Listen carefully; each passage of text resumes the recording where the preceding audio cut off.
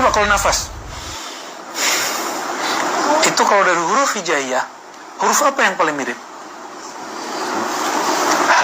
H besar apa H kecil? H. Nah, coba. Qul huwallahu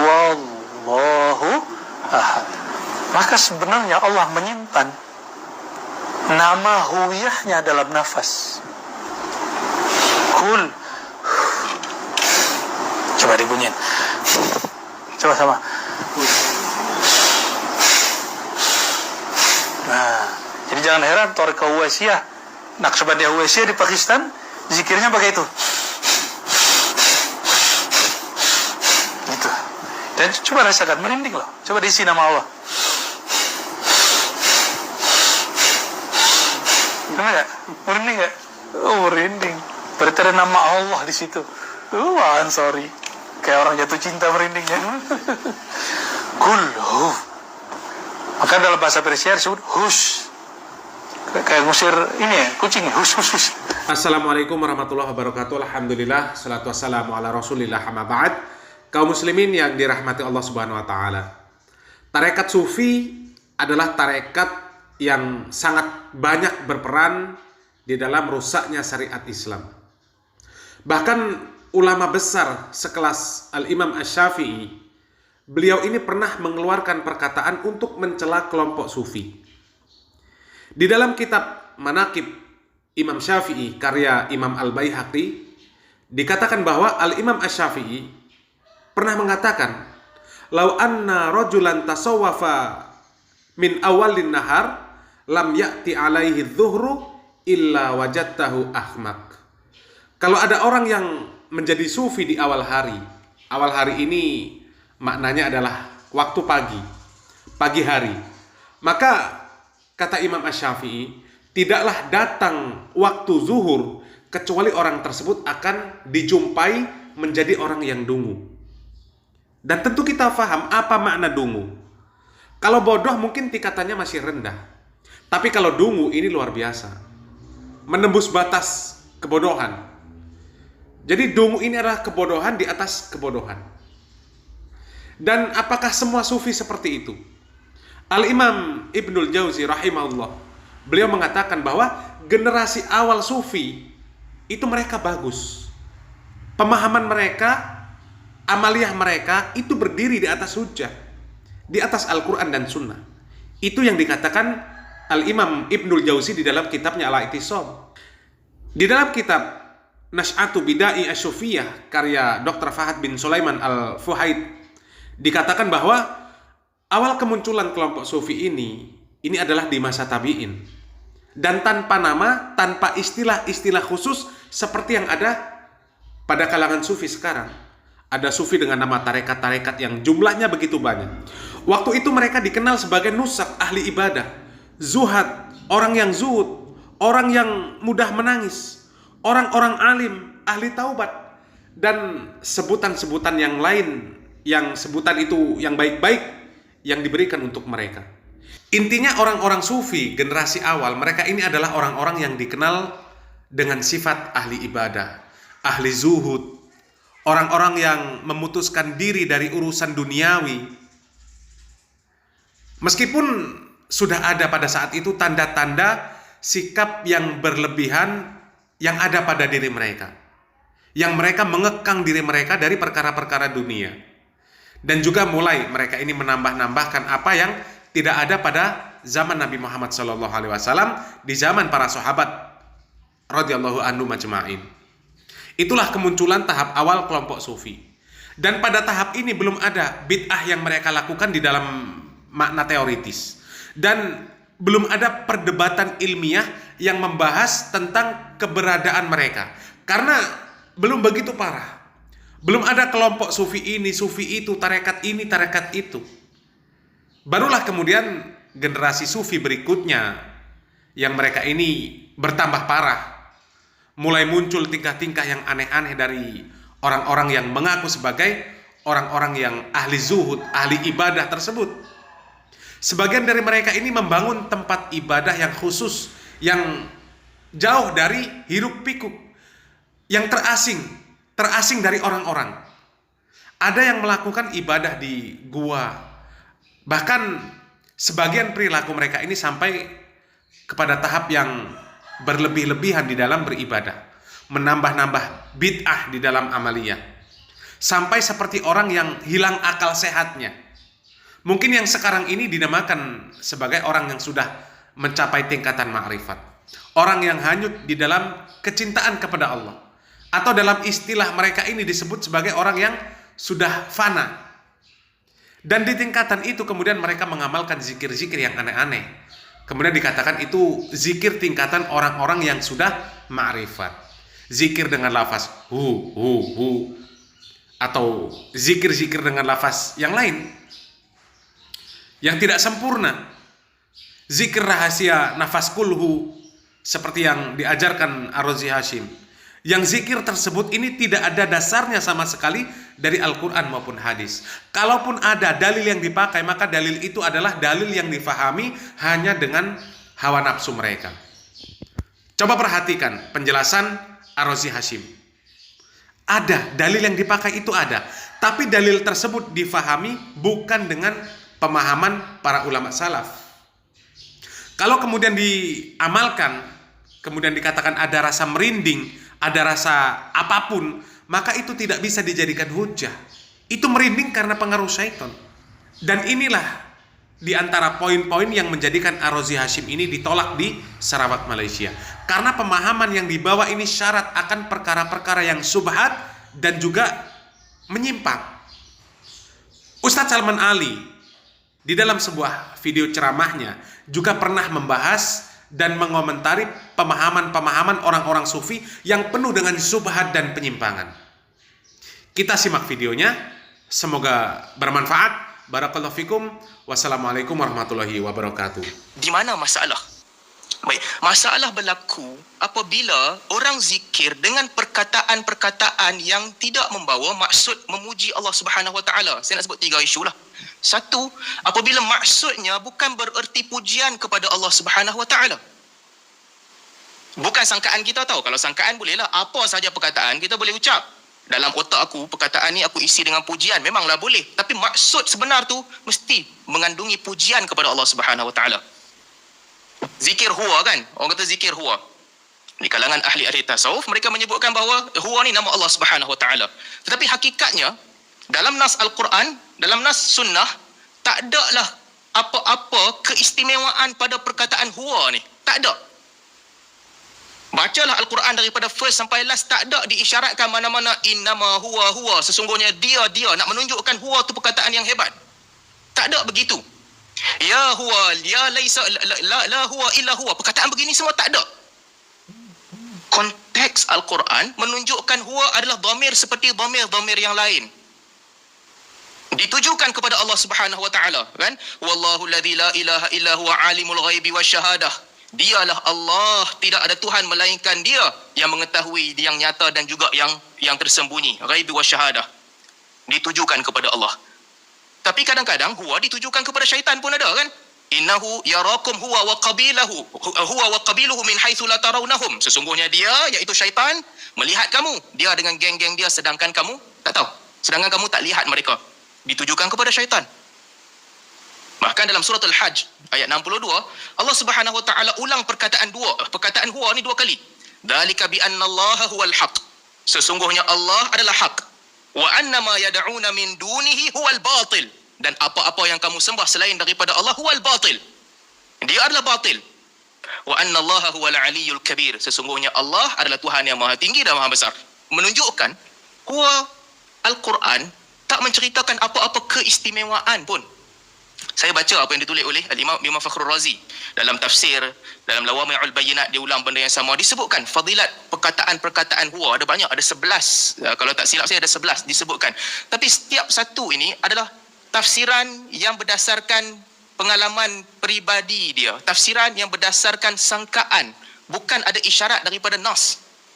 Salah satu Imam Fakhrul Razi sebut, bila zikir huwa bererti seolah-olah kita kata man ana hatta a'rifaka. Kita seolah-olah nak kata siapalah aku sehingga aku mengenali engkau wahai Tuhan. Apa isyaratnya? Huwa tak menunjukkan maksud itu. Dia sebut lagi salah satu yang Imam Ar-Razi sebut, huwa ni menunjukkan yang ma siwallah fahuwal adam, mahdal adam. Selain daripada Allah adalah tak ada, akan binasa. Isyaratnya apa? Sebab huwa dhamir satu, mufrad. Maka bila orang tu ucap huwa, dia kalau ada dua yang di dalam benak kepala dia tak boleh kata huwa, huma. Jadi apabila dia kata huwa, artinya dia sedang fokuskan kepada kepala dia ni, fikiran dia bahawa satu sahaja yang kekal abadi, iaitu Allah Ta'ala. Nampak tak? Ini bukan dalil.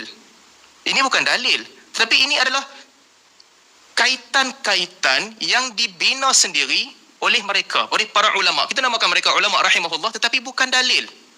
Demikian juga salah satu Imam Ar-Razi sebut, huwa ni dalam otak kita ada dua, ada tasawur dan juga ada tasdiq. Membayangkan sesuatu, tasawur, dan juga membenarkan sesuatu.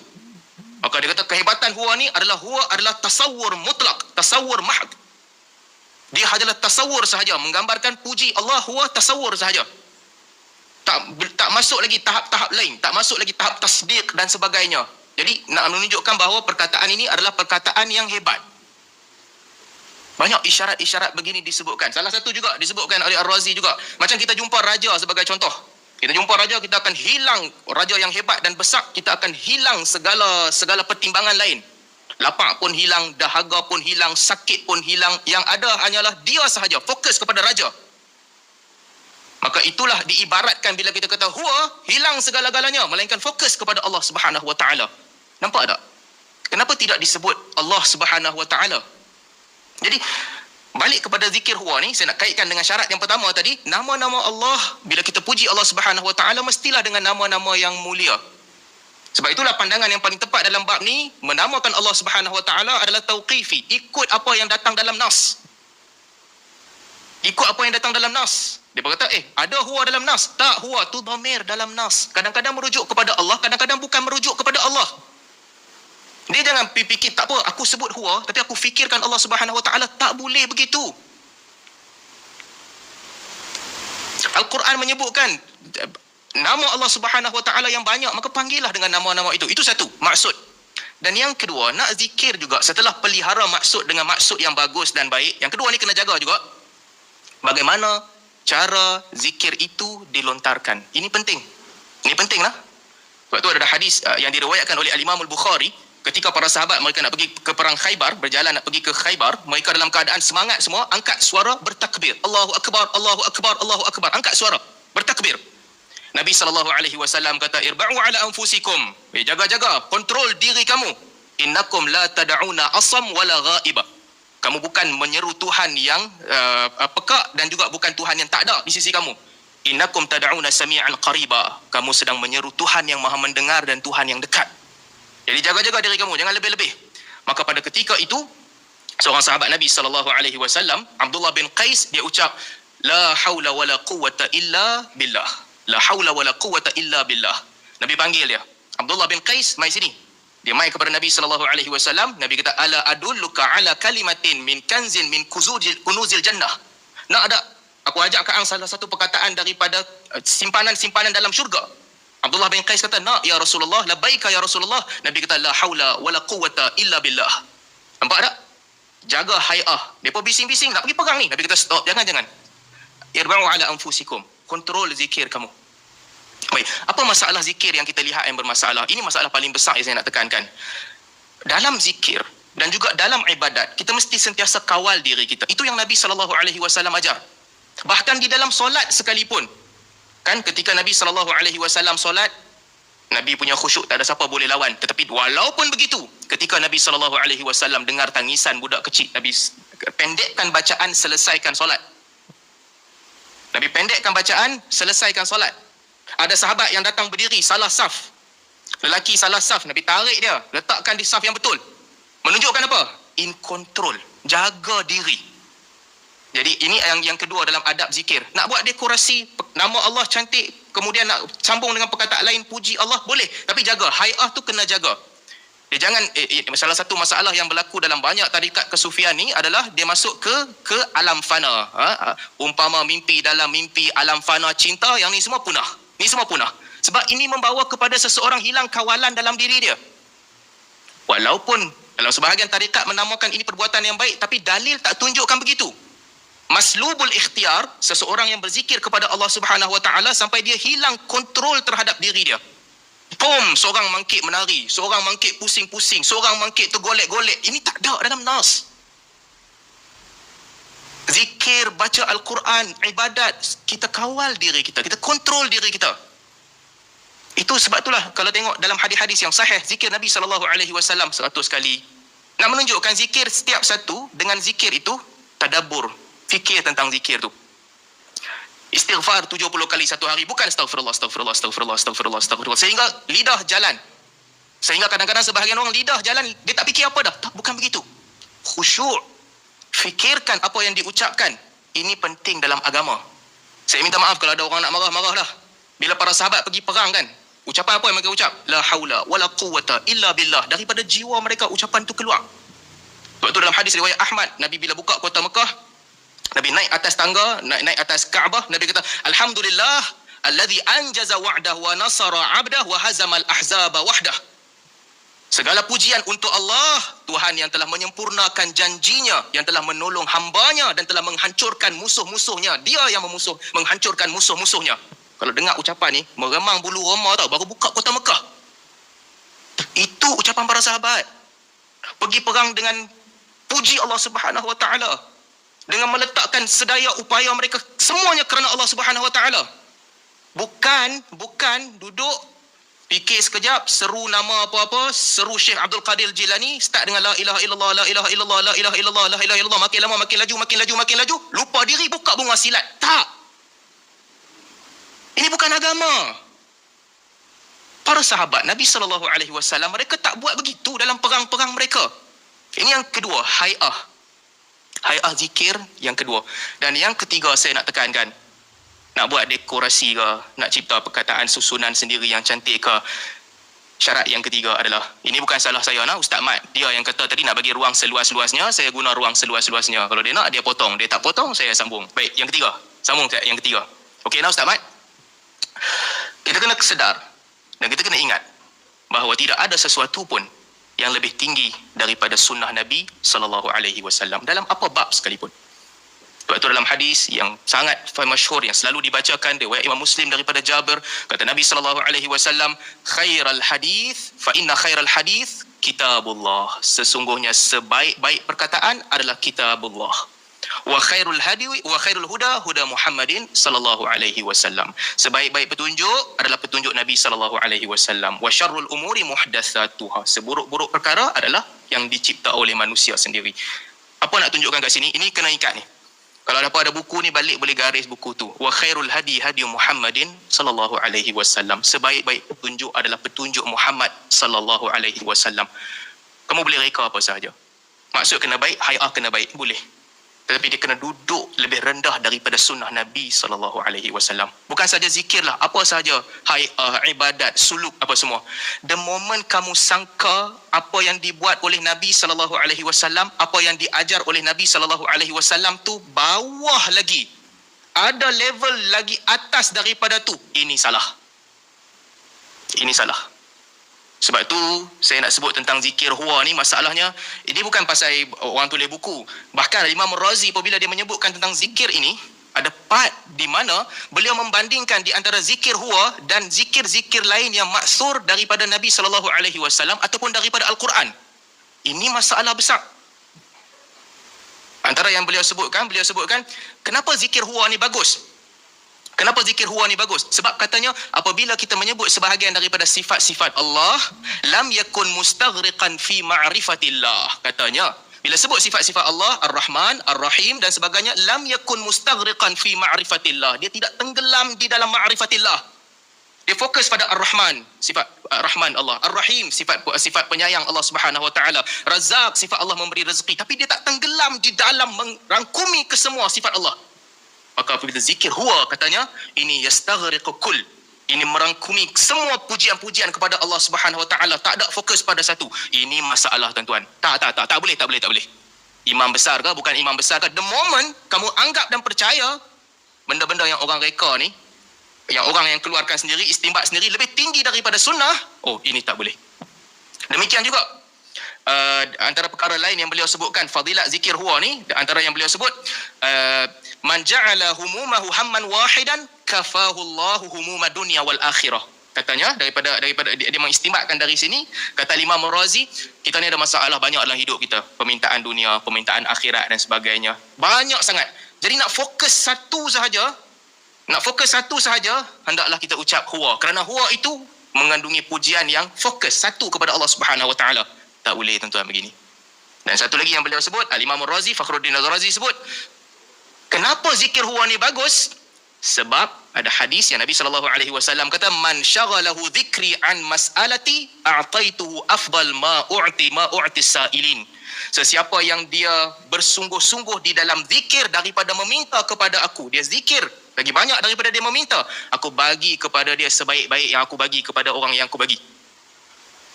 Hadis ni ada masalah pada sanadnya, dibahaskan oleh ulama. Tapi saya nak cerita ni, kata Al-Imam Ar-Razi di sini, apabila orang mengucapkan Ar-Rahman, meskipun dia puji Allah, tetapi di sebalik pujian itu dia sedang fokus kepada sifat Rahman.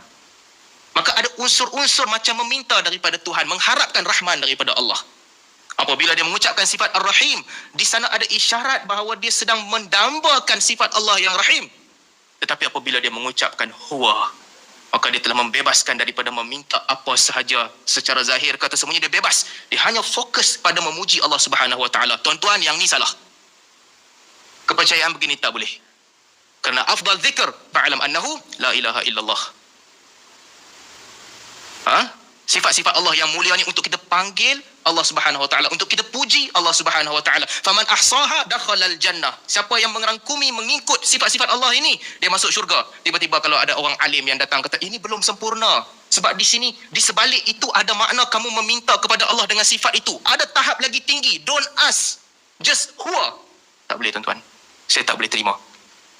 Maka di sini sempadannya adalah, ingat sempadan yang ketiga ni, tuan-tuan hafallah, kita selalu dengar ni, wa khairul hadyu wa khairul huda Muhammadin sallallahu alaihi wasallam. Sebaik-baik petunjuk adalah petunjuk Muhammad sallallahu alaihi wasallam. Ustaz Ahmad, saya jawab soalan ke tak jawab lagi?